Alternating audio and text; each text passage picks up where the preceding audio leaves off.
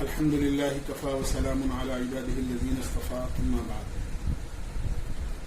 السلام علیکم ورحمۃ اللہ وبرکاتہ۔ میں اپنے تمام بھائیوں سے اس بات کی گزارش کروں گا کہ بہت سارے ہمارے ساتھیوں کے فون بھی آ رہے ہیں، ان کا اصرار ہے کہ لوگ شعبان کی تاریخ کے بارے میں تھوڑے سے کنفیوز ہیں کہ چاند کون سی تاریخ کو ہوا اور شب برات کون سے دن ہیں۔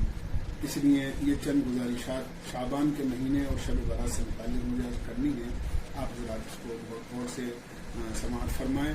ہمیشہ میں شعبان 15 شعبان سے پہلے والے جمعے کو جامع مسجد کے اندر تفصیل کے ساتھ شب برات اور شعبان سے متعلق کچھ گزارشات کرتا ہوں، لیکن کیسے موقع ایسا ہے میں بدقسمتی سے اس لیے عرض نہیں کر سکا، اس لیے میں اپنی میسیج بھیج رہا ہوں۔ اللہ تعالیٰ مجھے بھی اور ہم سب کو عمل کی توفیق نصیب فرمائے۔ پہلی چیز تو یہ ہے کہ گزشتہ مہینے میں 29واں چاند نہیں ہوا ہے بلکہ 30واں چاند ہوا ہے، لہذا جمعے کے دن کی پہلی تاریخ ہوئی ہے۔ آج 12 تاریخ ہے اور آنے والی جمعرات کو 14 تاریخ شعبان کی ہوگی، اور جمعہ اور جمعرات کے درمیان کی جو شب ہوگی جس کو شب جمعہ کہتے ہیں وہی شب برات ہوگی۔ جمعہ جو اگلا دن ہے وہ 15 شعبان کو ہوگا اور اسی دن کا روزہ رکھا جاتا ہے۔ شعبان سے متعلق چند گزارشات یہ ہیں کہ شعبان بڑا مبارک مہینہ ہے، رمضان سے پہلے والا مہینہ ہے۔ اللہ کے نبی نے اس کو اپنا مہینہ کہا ہے۔ جب رجب کا چاند اللہ کے نبی علیہ الصلوۃ والسلام دیکھا کرتے تھے تو بڑے شوق اور بڑے جذبے کے ساتھ آپ یہ دعا مانگا کرتے تھے، اے اللہ تو ہمارے شعبان اور رجب میں برکت عطا فرما اور ہمیں رمضان تک پہنچا دے۔ لہٰذا ہمیں چاہیے کہ اس موقع پر حدیث پاک میں جناب رسول اللہ صلی اللہ علیہ وسلم کی طرف سے جو ہدایات ہیں اس پر عمل کریں۔ اس موقع پر چند چیزیں احادیث میں ملتی ہیں۔ پہلی چیز تو یہ ہے کہ قبرستان جا کر اپنے مرحومین کے لیے دعائے مغفرت کی جائے۔ دوسری چیز 14 اور 15 شعبان کے درمیان کی جو رات ہوتی ہے جس کو شب برات کہتے ہیں، اس میں جتنی بھی اللہ توفیق دے انفرادی طور پر اپنے گھر میں رہ کر عبادت کا اہتمام کیا جائے۔ اور تیسری چیز یہ ہے کہ اس سے جو اگلا دن ہوتا ہے 15 شعبان کا، اس دن روزہ رکھا جائے۔ اللہ کے نبی علیہ الصلوۃ والسلام نے ارشاد فرمایا کہ اذا كانت لیلۃ النصف من شعبان فقوموا لیلہا وصوموا یومہا۔ ترمذی شریف اور ابن ماجہ میں یہ حدیث موجود ہے۔ لہذا اس موقع پر ہمیں ان تینوں باتوں پر عمل کرنا بھی ہے، لیکن اس کا خاص طور سے دھیان رکھنا ہے کہ قبرستان جانے میں بھیڑ جمع نہیں کی جائے اور کوئی اجتماع نہیں کیا جائے، بلکہ انفرادی طور پر جائیں۔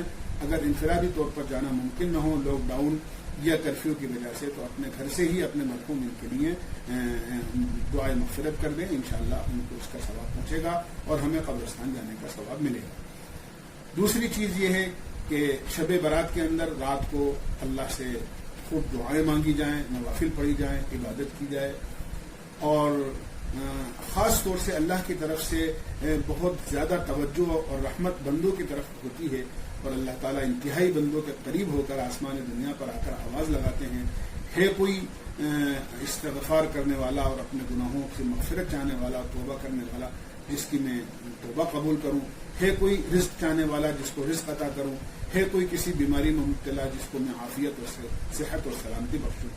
اس موقع پر یہ جو وبا کورونا وائرس کی پوری دنیا میں پھیل رہی ہے اور بہت تیزی کے ساتھ ہمارے شہر اور ہندوستان میں بھی لوگ اس سے متاثر ہو رہے ہیں، میری گزارش ہے کہ اس رات کے اندر یہ فیصلے کی رات ہے اپنے، اور چونکہ اس قسم کی وبائیں اور اس قسم کی بیماریاں گناہوں کی کثرت کی وجہ سے دنیا میں آتی ہیں، لہذا خوب اللہ سے رو کر اپنے لیے اور پوری امت کی طرف سے استغفار کی جائے، توبہ کی جائے، اور اللہ سے رزق کی دعائیں مانگی جائیں، وسعت کی، اللہ سے رزق کی وسعت کی دعائیں مانگی جائیں، اور تیسرے اس بیماری سے حفاظت کی دعا مانگی جائے۔ اللہ کی طرف سے اعلان ہوتا ہے، ہم انشاءاللہ اللہ سے دعائیں مانگیں گے، یقیناً اللہ ہماری دعاؤں کو سننے والا اور قبول کرنے والا ہے۔ 15 تاریخ کا روزہ رکھا جاتا ہے، اگلے دن جمعہ ہے، لہذا جمعے کے دن روزہ رکھیں 15 تاریخ کا، اور ایک ہی روزہ حدیث سے ثابت ہے۔